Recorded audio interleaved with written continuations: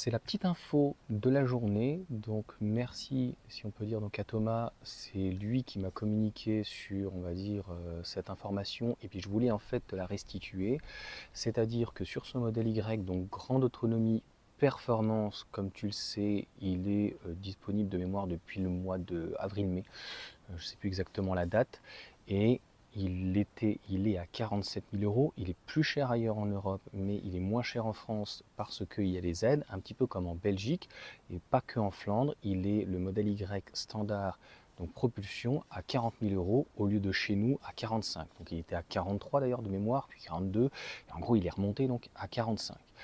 Le souci que Thomas rencontre, et je pense que vous êtes plusieurs actuellement, c'est que je te mettrai un site, donc un lien où il y a un forum où chacun se relaye, où il y a des soucis donc de délai qui ne sont pas du tout respectés et a priori il n'y a aucune visibilité. Donc c'est vraiment pas terrible. Donc pour le coup, Thomas a décidé de changer son fusil d'épaule et son braquet, c'est-à-dire qu'avant il y avait 2 000 euros d'écart entre celle à 45 000 et celle à 47 000. Et comme tu le sais, dans les stocks, le modèle Y, donc standard propulsion, est à moins 4 000 euros, c'est-à-dire qu'aujourd'hui il y a quand même 6 000 euros d'écart pour un véhicule, on va dire grossièrement, qui est semblable. J'avais déjà fait une vidéo finalement laquelle choisir. Si tu veux, je pourrais te la remettre là. Donc entre les deux modèles Y, donc propulsion, une avec batterie BYD en LFP et l'autre en NMC, plus grosse batterie, donc avec une meilleure, plus grosse densité, batterie LG.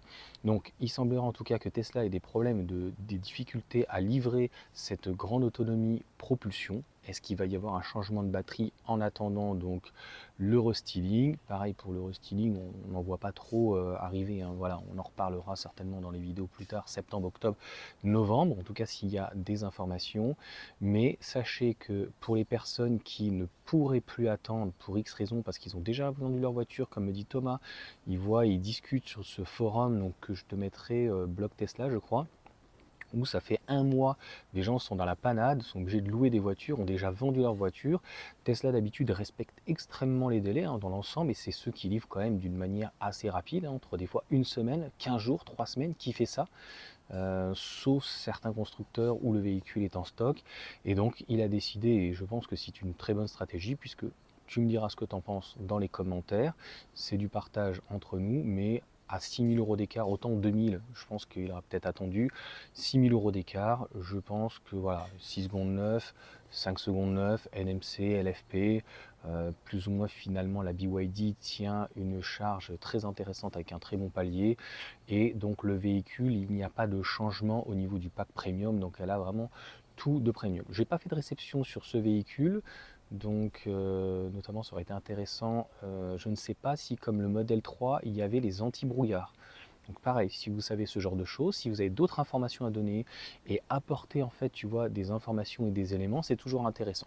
Donc en tout cas, je partage totalement donc la stratégie de Thomas d'avoir fait d'avoir fait ceci, hein. Concrètement, moi aussi, je pense que j'aurais fait pareil à 6 000 euros d'écart.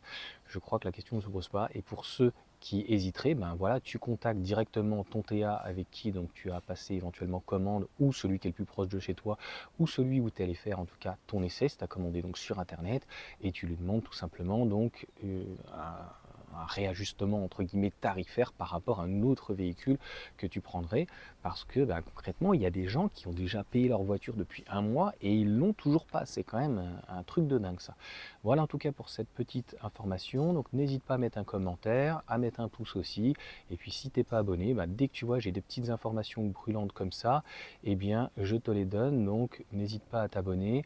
Je pense qu'il y a des gens qui ne savent pas ça. Moi je ne le savais pas, c'est-à-dire que quand il y a eu une différence de tarif en fin de trimestre de 2 800 euros à une semaine près, j'aurais pu pratiquement repousser 2-3 jours et essayer de négocier ces 2 800 euros.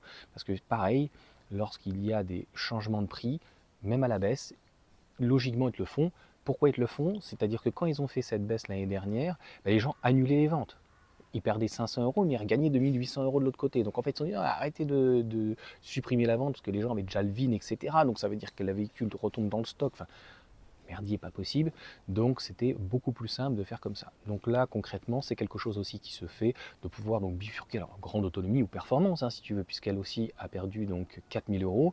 Mais en termes d'équivalence et 6000 euros d'écart, je pense que de toute façon, c'est pas une si mauvaise affaire.